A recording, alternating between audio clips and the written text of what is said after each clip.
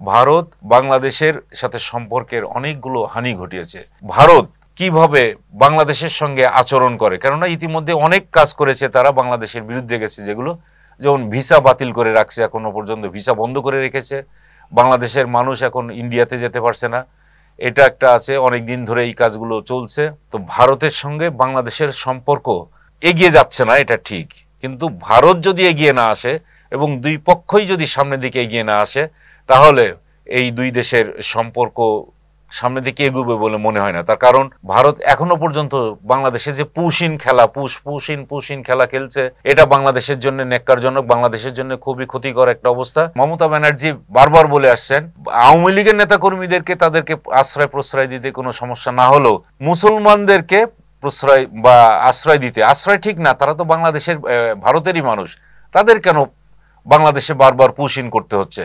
এই বিষয়গুলো যদি সমাধান না হয়, তাহলে মনে হয় না যে বাংলাদেশ এবং ভারতের মধ্যকার সম্পর্ক খুব বেশি দূর এগিয়ে যাবে বলে মনে হয় না।